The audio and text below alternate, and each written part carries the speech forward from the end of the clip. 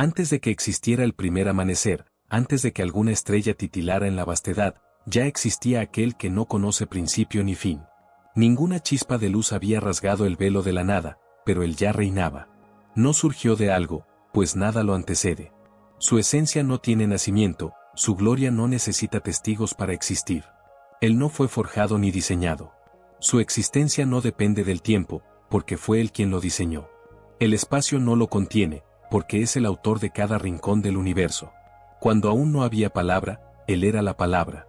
Cuando aún no había trono, ya era rey. No fue hecho, porque de su mano surgió todo lo que llegó a ser. Cada galaxia que danza en el vacío, cada piedra oculta bajo la tierra, cada átomo, todo responde a su voz. Su eternidad no es una línea infinita, es un fuego inextinguible que arde sin comienzo ni término. Si este tipo de historia ya te ha tocado el alma, no guardes esta experiencia solo para ti. Dale me gusta, suscríbete al canal y activa las notificaciones. Hay verdades que no fueron hechas para ser olvidadas, sino para ser contadas una y otra vez. Todo se inicia no con un evento, sino con una presencia. En el principio, cuando no había tierra ni cielo, cuando no existía el tiempo, solo existía Dios. No apareció, simplemente es. No proviene de nadie, porque es el origen absoluto de todo lo que existe. Desde siempre ha sido. No hubo un momento donde comenzara su existencia, porque Él es anterior al tiempo mismo. Él no fue engendrado ni creado, sino que es el manantial eterno del ser. Su eternidad no es un atributo aprendido, sino una realidad que brota de su propia naturaleza. Fue Él quien delineó los cielos y dio forma a la tierra. En 6 días ordenó el caos y modeló el cosmos. En el sexto, con un suspiro divino, formó al hombre a su imagen, reflejo vivo de su carácter. Y del hombre hizo a la mujer, no como réplica, sino como complemento perfecto, nacidos ambos en santidad, sin mancha, sin culpa. Adán y Eva caminaron junto a Dios, sin temor ni mediaciones. Gobernaban sobre los jardines que Él les confió, viviendo en armonía con la creación, dueños de la paz y la inocencia. Pero esa perfección no duró para siempre. Una decisión, un acto de desobediencia, quebró el pacto invisible y la humanidad cayó en un abismo sin fondo. Todos estábamos allí, en Adán, cuando la caída nos selló. De aquel par nacieron 2 hijos, Caín, el mayor, y Abel, el pastor. Lo que comenzó como una familia, se convirtió en tragedia. Los celos empaparon el corazón de Caín, y la sangre de su hermano clamó desde la tierra. Así se escribió la primera muerte, y el primer crimen fue contra la propia sangre. Pero la historia no terminó con un fratricidio. Adán y Eva, envueltos en lágrimas, recibieron un nuevo hijo, Set. De él nació una línea que no se volvió hacia la violencia, sino hacia Dios. Una descendencia distinta, consagrada, que buscó nuevamente al Creador. Con el paso de las generaciones, sin embargo, la maldad se multiplicó. El mundo se llenó de corrupción, violencia y perversión. La humanidad, que había sido formada para el bien, se hundió en tinieblas. Fue entonces cuando Dios, con tristeza en el corazón, decidió poner fin a aquella generación corrupta.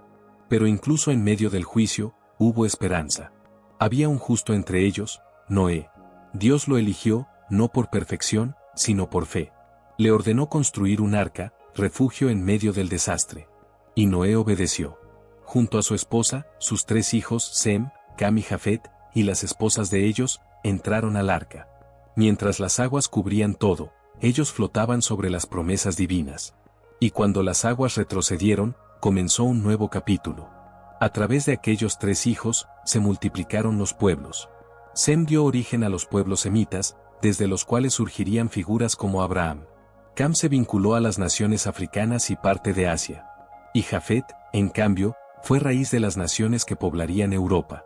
Aquel Dios que formó los cielos y separó las aguas eligió, de entre las naciones, una familia insignificante para cumplir un propósito eterno, traer al mundo al Redentor prometido. Y lo hizo llamando a un hombre que vivía en una tierra de ídolos, Ur de los Caldeos. Su nombre era Abraham. Sin mapas ni certezas, abandonó su patria, su linaje y todo lo que conocía, y se convirtió en un caminante del cielo, erigiendo altares en cada paso como señales de fe viva. Lo acompañaba su sobrino Lot, quien más adelante daría origen a 2 pueblos, los moabitas y los amonitas. Cuando Abraham dejó Harán, ya tenía 75 años. Dios le prometió lo impensable, que sería padre de una gran nación, y que a través de él todas las familias de la tierra serían bendecidas. Pasaron 11 años. El silencio de la promesa empezó a pesar. La esperanza fue sustituida por la impaciencia, y Sarai, su esposa, cansada de esperar, le ofreció su sierva Agar. De esa unión nació Ismael, quien se convertiría en el patriarca de una multitud, el origen de un pueblo fuerte, pero destinado a estar en conflicto con los descendientes de la promesa. Sin embargo, Dios no había olvidado su palabra. Cuando Abraham tenía 99 años, una noche el cielo volvió a hablar. Le pidió que saliera de su tienda, que alzara la vista y contara las estrellas, si podía. Le aseguró que así sería su descendencia. Entonces cambió su nombre. Ya no sería más Padre enaltecido, sino Abraham, Padre de multitudes. También le reveló un misterio: su pueblo sería esclavizado durante 430 años, pero no sería olvidado. La promesa, aunque tardía a ojos humanos, no falló. A los 100 años, Abraham sostuvo en sus brazos a Isaac, el hijo del milagro. Sarai, que se convirtió en Sara, con 90 años, rió al ver lo que solo Dios podía hacer. Isaac, ya hombre, tomó por esposa a Rebeca, quien también era estéril.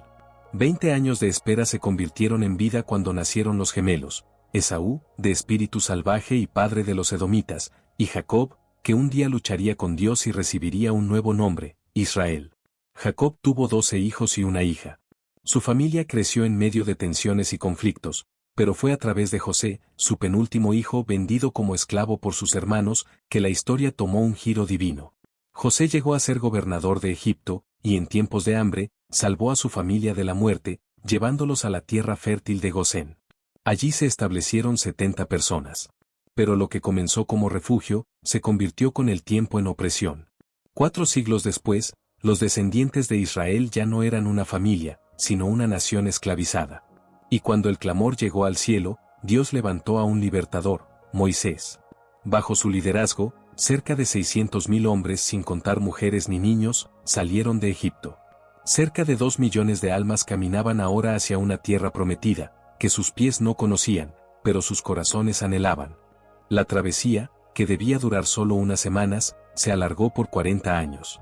No por distancia, sino por incredulidad. 12 espías fueron enviados a inspeccionar la tierra que Dios había prometido. 10 regresaron con temor, viendo gigantes donde Dios había dado promesa. Su miedo infectó al pueblo, y se rebelaron. Solo 2, Josué y Caleb, mantuvieron viva la fe.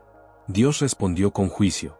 Cada día de espionaje se transformó en un año de vagar. El desierto se convirtió en una tumba extendida, donde cayó toda una generación que prefirió el miedo a la fe. Solo Josué y Caleb, los que creyeron cuando todos dudaban, vieron con sus ojos la tierra de leche y miel. Luego de 4 décadas vagando entre arenas, dudas y promesas, llegó el tiempo de avanzar. Bajo el mando firme de Josué, heredero espiritual de Moisés, Israel cruzó el Jordán y comenzó la toma de la tierra prometida. 6 años de lucha intensa marcaron una nueva etapa. Ciudades cayeron, murallas se desmoronaron, pero aún quedaban rincones por conquistar. No todo estaba ganado. Josué no era solo un guerrero, era un hombre llamado por Dios y equipado desde lo alto.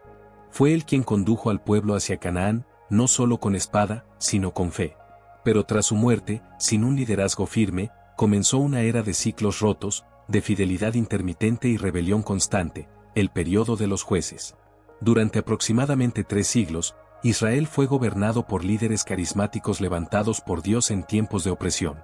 Cada generación parecía olvidar las obras de sus antepasados. Sin rey, sin dirección constante, el pueblo vivía según su propio criterio, haciendo lo que le parecía correcto. Y en esa libertad desordenada, caían en manos de enemigos que los oprimían y saqueaban. Aún así, Dios no los abandonó. Cuando clamaban desde su miseria, Él respondía levantando libertadores: Gedeón, el escondido convertido en valiente; Jefté, el rechazado que fue juez; Sansón, fuerza indomable envuelta en tragedia; y Samuel, profeta y último juez, que guiaría la transición hacia una nueva era. Pero con el tiempo, el pueblo, cansado del modelo teocrático, miró a las naciones vecinas y deseó algo distinto: un rey humano que los guiara. El clamor fue claro: queremos un rey como las otras naciones. Y aunque ese deseo representaba un rechazo a la soberanía divina, Dios concedió su petición. Samuel, con dolor, ungió a Saúl como el primer rey de Israel. Su reinado duró 40 años. Comenzó con humildad y promesa, pero terminó hundido en desobediencia, orgullo y rebelión. Consultó brujas, persiguió inocentes y murió alejado de la gracia que una vez lo rodeó. Tras él vino David, el pastor de Belén, el cazador de gigantes, el cantor de salmos. Su reinado, también de 40 años, marcó un renacer para Israel. Convirtió Jerusalén en capital, consolidó las fronteras, acumuló riquezas y venció a sus enemigos. Fue guerrero, poeta y pecador redimido. Aunque cayó en graves errores, adulterio, homicidio, negligencia paterna, su corazón quebrantado encontró misericordia en el Dios que no desprecia el arrepentimiento genuino. De su linaje brotaría la promesa más esperada, el Mesías. Su hijo, Salomón, heredó el trono y pidió sabiduría en lugar de poder. Dios le concedió ambas. Bajo su mando, Israel alcanzó su cúspide, paz, influencia, esplendor. Construyó el majestuoso templo de Jerusalén, atrayendo la admiración de reyes y sabios de tierras lejanas. Pero el esplendor lo embriagó. Sus múltiples esposas extranjeras desviaron su corazón, y lo que comenzó en pureza terminó contaminado con ídolos y altares ajenos. Solo al final de su vida, Salomón volvió su rostro a Dios, comprendiendo el vacío de su desvío. Así pasaron 120 años de unidad monárquica, 40 con Saúl, 40 con David, 40 con Salomón. Cada uno cayó por una debilidad distinta. Saúl fue tragado por la oscuridad espiritual, David por la pasión desordenada, Salomón por el encanto de la idolatría. Y aunque Dios nunca los abandonó, el precio de sus elecciones fue alto. A la muerte de Salomón, el pueblo clamó por alivio. Durante su reinado, la magnificencia del reino fue sostenida por la carga de impuestos que oprimía al pueblo. Roboam, su hijo y sucesor, ignoró los consejos de los sabios y endureció aún más el yugo. El pueblo, cansado y frustrado, se levantó. 10 tribus rompieron con la casa de David y eligieron a Jeroboam como líder. Así nació el reino del norte, con capital en Samaria, marcando la fractura de la nación elegida. Solo Judá y Benjamín permanecieron leales a la dinastía davídica. Lo que fue un solo pueblo, se convirtió en 2 reinos. Y lo que fue una promesa unificada, ahora seguía 2 caminos que, con el tiempo, conducirían al exilio, al juicio, y finalmente, a la redención prometida. El reino del norte, conocido como Israel, existió por 2 siglos y 9 años. Durante ese tiempo, 19 reyes ocuparon el trono, representando 8 linajes distintos. Pero ninguno de ellos caminó con Dios. Ninguno mostró reverencia ni justicia. Cada uno perpetuó la rebeldía iniciada por Jeroboam, cuyo pecado marcó la ruta espiritual de toda una nación. Jeroboam no actuó por ignorancia, sino por cálculo. Temía que el corazón del pueblo regresara a Jerusalén, al templo, y por ende, al trono de Judá. Así que manipuló la fe. Levantó santuarios alternativos en Betel, en Gilgal y en Berbea, y colocó becerros de oro como símbolos de adoración. Declaró que aquella imagen representaba al Dios que lo sacó de Egipto, torciendo la verdad con la astucia de un líder político desesperado. Esa idolatría infectó todo el reino. Los 19 reyes del norte repitieron la misma fórmula: poder sin piedad, trono sin temor de Dios. Ninguno se apartó del mal. La corrupción no solo estaba en los palacios, sino también en los altares. Profetas comprados, sacerdotes vendidos, justicia a cambio de monedas. Pero Dios, en su misericordia, no guardó silencio. Levantó voces en medio del estruendo: Amós, el pastor y visionario de Tecoa, que denunció desde el campo hasta el trono. Oseas, cuya vida con una mujer infiel fue una parábola viviente del amor traicionado de Dios. Miqueas, que lanzó verdades como martillo, golpeando el orgullo de una nación ciega. Ellos no se limitaron a los rituales, fueron a los mercados, a los caminos, a los patios del templo y a las plazas para anunciar juicio y redención. Sus palabras fueron fuego, pero también bálsamo. Denunciaron la violencia institucionalizada, la opresión a los pobres, los negocios sucios que disfrazaban codicia con incienso. Proclamaron que el Dios de Israel no toleraba la apariencia sin integridad. Pero sus llamados fueron ignorados. El pueblo prefería el confort de sus ídolos al peso transformador de la verdad. Durante el reinado de Acab, la idolatría alcanzó un nuevo nivel. Su esposa, Jezabel, trajo consigo el culto a Baal, dios cananeo de la fertilidad y la riqueza. El pueblo, seducido por promesas de prosperidad, se postró ante altares paganos. Fue entonces que Dios envió a Elías, profeta de fuego, para confrontar a la realeza, al clero y al pueblo. En el monte Carmelo, desafió a los profetas de Baal, y con una oración, el cielo respondió con fuego. Después de Elías, Dios ungió a Eliseo, quien no solo heredó su espíritu, sino que multiplicó milagros y señales. Pero ni los prodigios detuvieron la decadencia. Israel había endurecido su corazón. Entonces Dios cambió el tono de su mensaje, dejó las palabras y habló con juicio. Enviaría a Asiria. El imperio asirio no era una amenaza simbólica. Era brutal, expansionista, sin piedad. Cada ciudad que tomaban quedaba marcada por el horror, cabezas amontonadas a la entrada, cuerpos mutilados como advertencia, humillaciones públicas para sembrar terror. Cuando llegaron a Samaria, capital del reino del norte, fue el principio del fin. Sargón II, rey de Asiria, deportó a la élite israelita y repobló la región con extranjeros de diversas etnias. De esa mezcla forzada surgió un nuevo pueblo, los samaritanos. Mezcla de culturas, credos y linajes, despreciados por Judá y estigmatizados como símbolo de traición. Así terminó el reino del norte, sin trono, sin templo, sin identidad. Mientras tanto, el reino del sur, Judá, se mantuvo por más tiempo. Formado por las tribus de Judá y Benjamín, tuvo 20 reyes. Algunos de ellos brillaron como faros en medio de la oscuridad: Asa, que limpió la tierra de ídolos; Josafat, que restauró la justicia; Ezequías, que confió en Dios contra toda lógica; Jotam, Usías, Joás y el joven reformador Josías. Siempre que un rey piadoso se alzaba, la nación prosperaba no solo en oro y cosechas, sino en alma y propósito. Judá, a diferencia del norte, no cambió de dinastía. Desde David hasta el último rey antes del exilio, la corona permaneció en una sola línea. Porque de esa línea debía nacer aquel que no usaría corona de oro, sino de espinas. La promesa no se había roto. Aún en medio de las caídas, Dios tejía su plan con hilos invisibles. Para advertir a Judá, Dios no se quedó en silencio. En medio de la decadencia moral y el endurecimiento espiritual, levantó voces como relámpagos en la tormenta: Isaías, cuya visión del trono estremecía la conciencia; Miqueas, defensor de los humildes; Joel, que anunció el día del Señor; Sofonías, mensajero del juicio inminente; y Jeremías, el profeta de las lágrimas, cuya alma sangraba junto con su pueblo. Pero sus clamores fueron desoídos. La nación se cerró al consejo divino y eligió caminar hacia el abismo. Y entonces, la paciencia de Dios dio paso al juicio. Babilonia, bajo Nabucodonosor, descendió como un martillo sobre Jerusalén. Tras múltiples campañas, finalmente entró en la ciudad, redujo a cenizas el templo, saqueó sus tesoros y condujo a miles al exilio. El reino del sur, Judá, había resistido 3 siglos y medio, pero no sobrevivió a su propia indiferencia. Durante 70 años, como lo había anunciado Jeremías, el pueblo vivió cautivo. La nostalgia por Sión se convirtió en lamento junto a los ríos de Babilonia. Pero incluso en el exilio, la voz de Dios no se apagó. Surgieron nuevos profetas: Ezequiel, que vio ruedas dentro de ruedas; Daniel, el que interpretó sueños de reyes y sobrevivió entre leones; y el mismo Jeremías, cuyas cartas cruzaban el desierto para pastorear corazones dispersos. En ese tiempo, la idolatría fue extirpada del corazón del pueblo. Sin templo, surgieron las sinagogas. Sin altar físico, creció el anhelo del espíritu. En medio del dolor, la fe se depuró. Cuando Babilonia cayó y el imperio medo-persa tomó su lugar, Dios había preparado todo. Ciro, rey de Persia, fue anunciado por Isaías 2 siglos antes de nacer.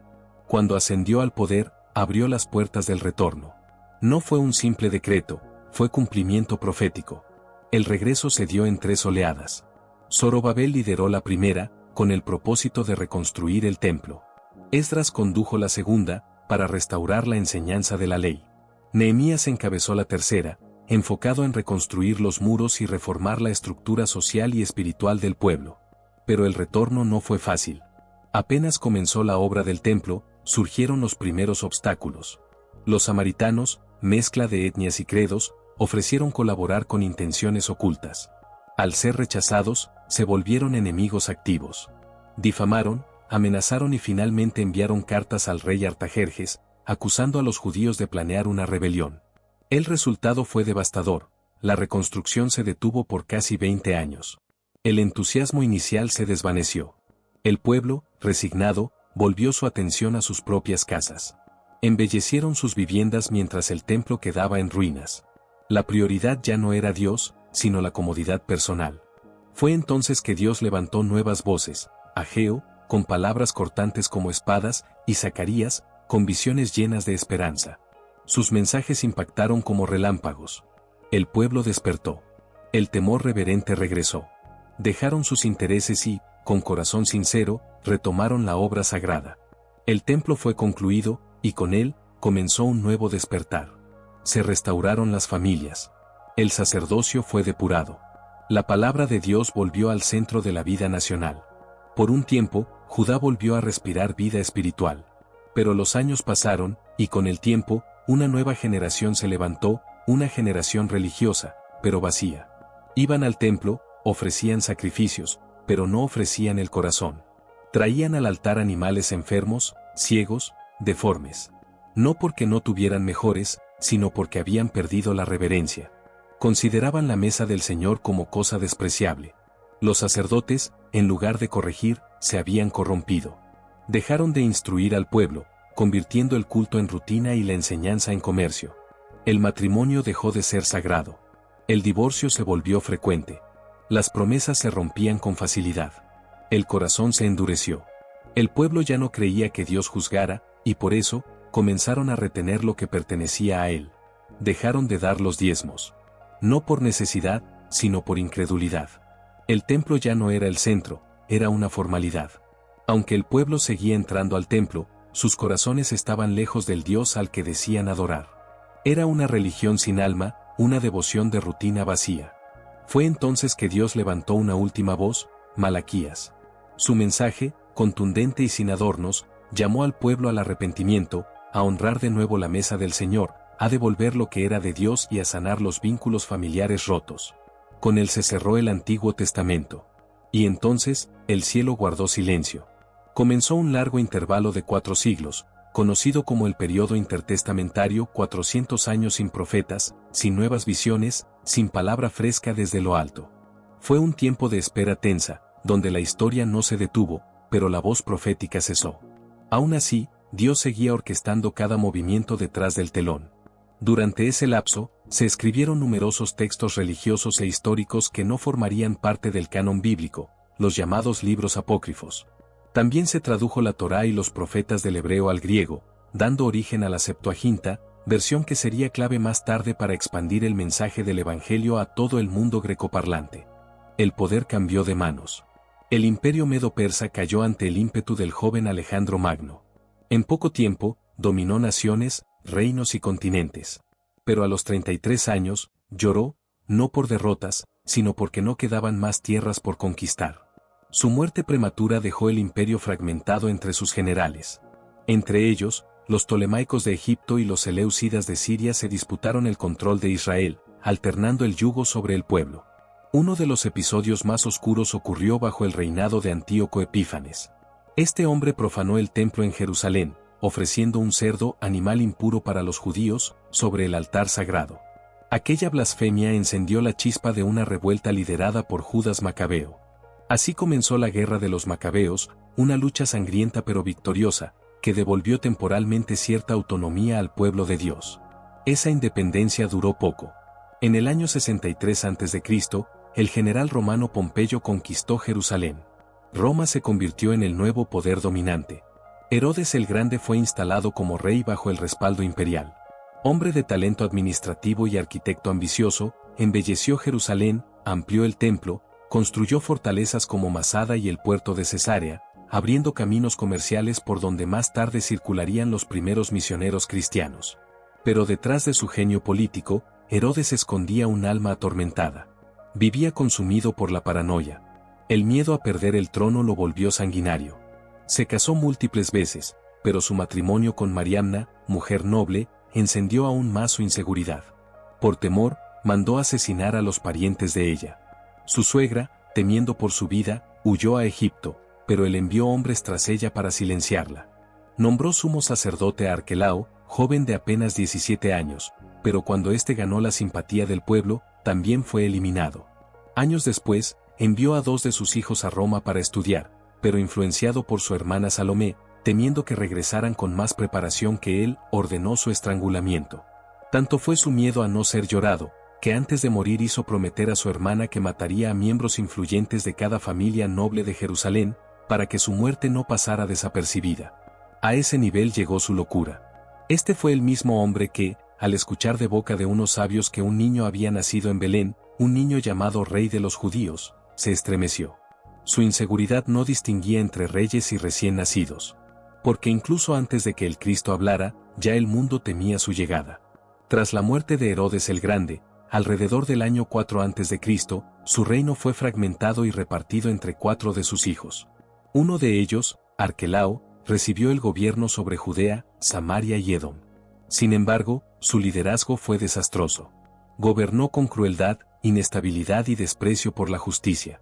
El pueblo, harto de su tiranía, apeló directamente a Roma para que lo destituyeran.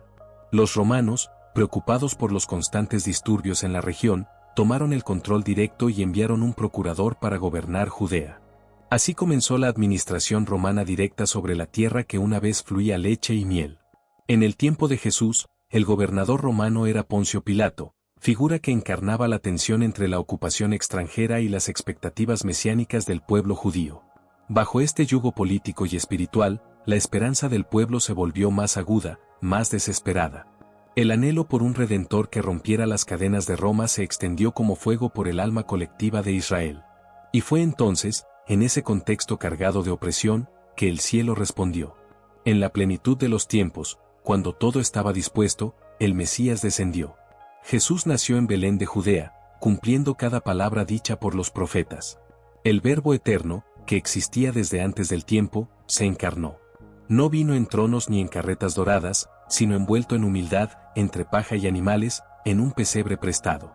Caminó entre nosotros. Tocó lo intocable. Amó lo olvidado. Enseñó con autoridad, no como los escribas. Se vistió de humanidad para habitar con los hombres. Comió nuestro pan, bebió nuestra agua, sintió nuestros dolores. Sus manos, que un día formaron los montes, se ensuciaron con el polvo de nuestros caminos. Lloró con los que lloraban, cargó nuestras culpas y en la cruz absorbió el juicio que nos correspondía. Pero la tumba no pudo contener su gloria. Resucitó, y con ello, se abrió la puerta de la justificación para todos los que creen. Las culturas que dominaron la historia fueron, sin saberlo, instrumentos para preparar la llegada del Salvador. La lengua griega, fruto de la expansión helenística, facilitó la difusión del Evangelio. Las carreteras romanas, el comercio, la estabilidad política impuesta por el imperio, todo contribuyó a que la buena noticia llegara hasta los confines de la tierra. Pero todo comenzó con un niño perseguido. A causa de la amenaza de Herodes, José y María huyeron con el niño Jesús a Egipto. Allí permanecieron hasta la muerte del tirano. Luego regresaron y se establecieron en Nazaret, una aldea humilde del norte. Allí, el Hijo de Dios creció en estatura y sabiduría, como hijo de un carpintero. Nada en su apariencia anticipaba la revolución eterna que traería consigo. A los 30 años, Jesús salió de la vida privada al escenario público. Se presentó ante Juan el Bautista en el Jordán. Al ser bautizado, el cielo se abrió, la voz del Padre retumbó: «Este es mi Hijo amado, en quien tengo complacencia». El Espíritu Santo descendió en forma de paloma, llenándolo con poder para la misión que comenzaba. Pero antes del púlpito, vino la prueba. El mismo Espíritu lo llevó al desierto. 40 días y 40 noches sin alimento. Allí, en la soledad abrasadora, fue tentado por el diablo. 3 veces fue atacado. 3 veces resistió. No con fuerza humana, sino con la palabra de Dios como espada. Lo que el primer Adán perdió en un jardín, el segundo Adán comenzó a recuperar en el desierto. Del desierto volvió lleno del Espíritu. Comenzó su ministerio en Galilea. Regresó a Nazaret, su tierra, y en la sinagoga, tomó el rollo del profeta Isaías. Lo abrió y leyó: «El Espíritu del Señor está sobre mí. Me ha ungido para anunciar buenas noticias, para sanar corazones rotos, para liberar a los cautivos». Las palabras no eran un eco del pasado, eran una proclamación viva, la promesa se había hecho presente. Jesús eligió a 12 hombres. Pescadores, cobradores de impuestos, radicales, hombres comunes con corazones sedientos. Los llamó apóstoles. Caminó con ellos, comió con ellos, los formó y los confrontó. Recorrió Galilea, Perea, Samaria y Judea. Habló en parábolas, sanó a los enfermos, perdonó a los pecadores y desmanteló las falsas seguridades religiosas. Porque el reino de Dios no venía con coronas humanas, sino con cruz. No se imponía con espadas, sino con amor. Y aquel que predicaba desde barcas, que abrazaba a niños y que tocaba leprosos, estaba camino a Jerusalén, no para conquistarla con armas, sino para entregar su vida en ella. Jesús no se limitó a un púlpito, ni a 4 paredes. Predicó en colinas, en campos, en plazas, en playas y en aldeas. Habló en sinagogas, pero también en casas humildes. Proclamó en el templo, pero también desde una barca flotando en el mar. A veces ante multitudes, otras en la intimidad de una cena. Cada rincón fue un altar, cada paso una ofrenda, cada palabra una semilla. Donde iba, llevaba vida. Sanó cuerpos quebrantados, restauró almas desgarradas. Dio vista a los ciegos, hizo correr a los cojos, dio voz a los mudos, audición a los sordos. Tocó leprosos con manos limpias, liberó a los poseídos de cadenas invisibles. A los hambrientos, les multiplicó el pan. A los muertos, les devolvió la vida. Caminó entre los hombres como un susurro divino hecho carne. Él no fue un maestro más. Fue la encarnación de la verdad. Llamado Emmanuel, Dios con nosotros, no solo trajo el mensaje de Dios, Él era el mensaje. No vino simplemente a enseñar cómo vivir, vino a morir para que podamos vivir. Su misión no fue improvisada. Desde antes de la fundación del mundo, estaba decidido, moriría por aquellos que el Padre le dio. El apóstol Pablo lo dijo con claridad, Cristo murió por nuestros pecados, conforme a las Escrituras. Fue sepultado, y al tercer día, se levantó de entre los muertos, también conforme a las Escrituras. Ni su muerte fue un fracaso, ni su resurrección una sorpresa. El diablo intentó desviarlo de la cruz, pero Jesús no la evitó, la abrazó como un rey abraza su corona. En ese madero maldito, se libró la mayor batalla del universo. Allí, el Hijo aplastó la cabeza de la serpiente. Allí, los poderes del infierno fueron expuestos y vencidos. Allí, el acto final de la redención fue completado, consumado es. Y con ese grito, selló para siempre el destino de los que creen. La tumba no pudo retenerlo. Al tercer día, la piedra fue removida, no para que él saliera, sino para que el mundo viera que estaba vacío. Jesús resucitó con poder, y con su resurrección, aseguró nuestra justificación. Pero antes de ascender al cielo, reunió a sus discípulos y les dejó una orden: no se movieran de Jerusalén hasta recibir el poder del Espíritu Santo. En el primer capítulo del libro de Hechos, verso 8, Jesús estableció la estrategia de expansión: recibirán poder cuando el Espíritu Santo venga sobre ustedes, y serán mis testigos en Jerusalén, en toda Judea, en Samaria y hasta los confines de la tierra. Esa promesa se cumplió en Pentecostés. El Espíritu descendió como fuego sobre los creyentes, y la iglesia nació como un torrente imparable. Jerusalén fue sacudida. Miles se añadían día tras día. La comunidad crecía no solo en número, sino en unidad, poder y testimonio. Hasta que el crecimiento se estancó en Jerusalén. Fue entonces que Dios permitió la persecución.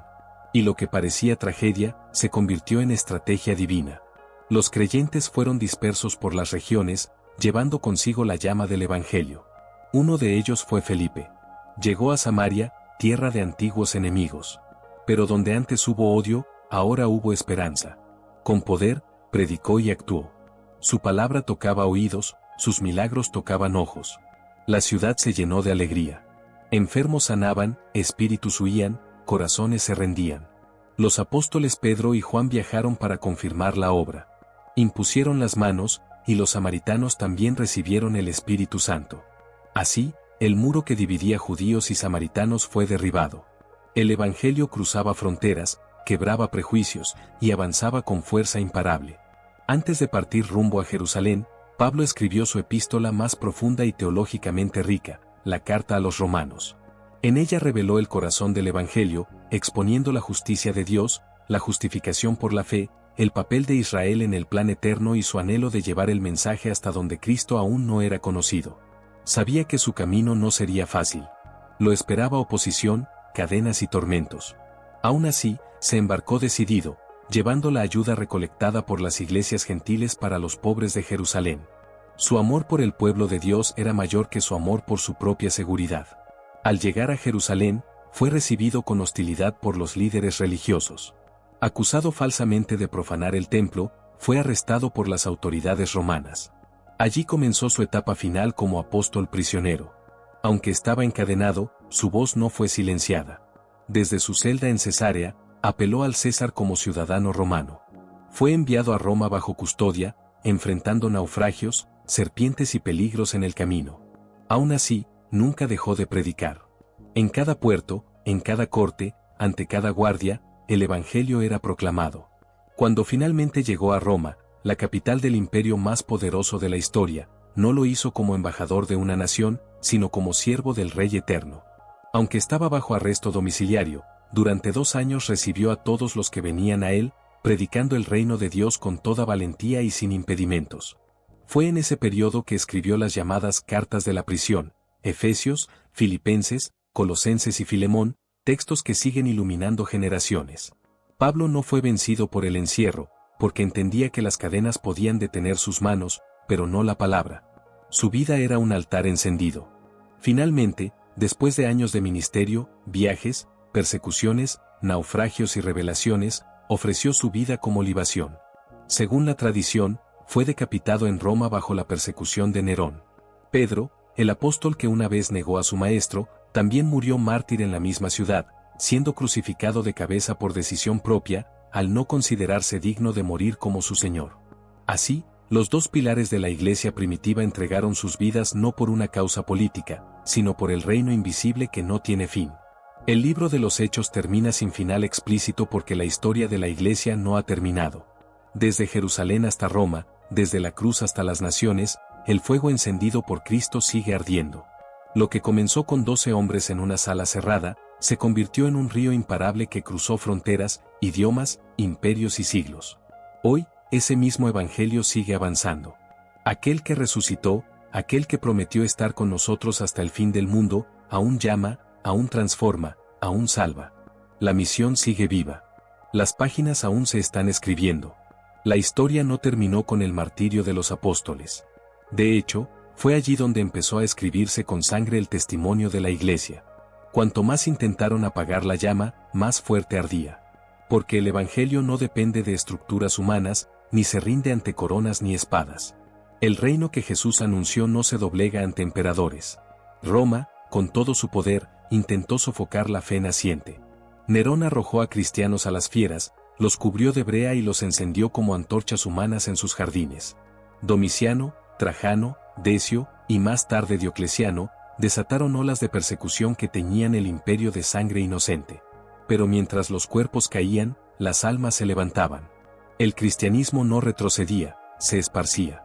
Las catacumbas se convirtieron en templos ocultos. Las casas, en iglesias vivientes. Los manuscritos se copiaban a mano, bajo amenaza de muerte. Hombres y mujeres, jóvenes y ancianos, preferían la cruz antes que negar al Cristo resucitado. Los mártires no eran víctimas derrotadas, eran semillas. Como escribió Tertuliano, la sangre de los mártires es semilla de la Iglesia. En medio de este fuego, surgieron los padres de la fe. Hombres como Policarpo, que enfrentó la hoguera sin temor, Justino mártir, que defendió la fe con razón y pasión, Ireneo, que combatió las herejías con la verdad apostólica. Fueron ellos quienes conservaron la doctrina pura, guardaron los escritos, transmitieron el testimonio, y sostuvieron la esperanza.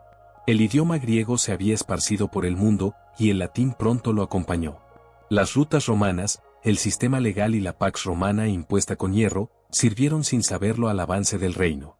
Y cuando el imperio pensó que lo había dominado todo, la cruz conquistó a Roma. En el siglo IV, bajo el emperador Constantino, el cristianismo dejó de ser perseguido y fue reconocido. Poco después, se convirtió en la religión oficial del imperio. Pero la victoria externa trajo nuevos desafíos. Las persecuciones disminuyeron, pero las corrupciones aumentaron. La institucionalización de la fe trajo mezclas con el poder político. Algunos buscaron tronos en vez de altares, y la Iglesia comenzó a mezclarse con la ambición del mundo. Aún así, en cada generación, Dios preservó un remanente fiel. Siempre hubo hombres y mujeres que resistieron el conformismo y mantuvieron encendida la llama original. Pasaron siglos. Reinos se alzaron y cayeron. La luz del Evangelio se mantuvo viva a través de monasterios, copistas, predicadores itinerantes, traducciones secretas, y corazones que ardían por Dios. Y entonces, cuando parecía que la oscuridad religiosa lo cubría todo, Dios volvió a hablar fuerte. Fue el tiempo de la Reforma. Martín Lutero clavó sus 95 tesis, y el eco de su martillo aún retumba en la historia. Calvino, Zwinglio, Tyndale, y tantos otros, se levantaron para proclamar que la salvación es por gracia, mediante la fe, y no por obras ni indulgencias. La Biblia fue devuelta al pueblo. La palabra volvió al centro. El fuego del primer siglo volvió a arder en corazones del siglo XVI. Y así, generación tras generación, la historia siguió.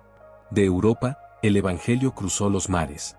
Llegó a América, a África, a Asia. Con errores y aciertos, con luz y sombra, pero siempre con la mano de Dios moviendo la historia. Hoy, más de 2000 años después del nacimiento de Jesús, su mensaje sigue transformando vidas. No importa la lengua, el color, la cultura o la condición. El mismo Cristo que caminó por Galilea, que murió en el Gólgota y resucitó al tercer día, sigue salvando, sigue llamando, sigue esperando corazones dispuestos. La historia no ha terminado. La gran comisión sigue en pie. El Espíritu Santo sigue actuando. Y el Evangelio, como en los días de Pablo, sigue rompiendo fronteras. Porque un día, aquel que fue levantado en una cruz, volverá en gloria. Él vendrá. No como siervo, sino como rey. No en un pesebre, sino sobre las nubes. No para morir, sino para reinar. Y cada ojo lo verá. Cada lengua confesará. Cada rodilla se doblará. Y entonces, la historia no terminará, comenzará la eternidad. Así concluye esta historia, pero no como un final, sino como una invitación. Porque la cruz no fue un punto final, sino el inicio de una misión que aún está en marcha. El fuego del Evangelio sigue ardiendo, el Espíritu Santo sigue llamando, y el Rey sigue esperando corazones rendidos. Tú también eres parte de este legado. Tú también puedes ser testigo, mensajero, voz. No necesitas púlpito, solo disposición. Porque el mismo Cristo que transformó pescadores en apóstoles, puede usarte a ti para cambiar el mundo que te rodea. Si esta historia tocó tu alma, no la guardes en silencio. Dale like, suscríbete al canal y comparte este mensaje con alguien que lo necesite. Hay millones allá afuera que aún no han oído, y tú puedes ser el puente entre el cielo y su historia. Nos vemos en el próximo capítulo. Porque mientras haya aliento, la misión continúa.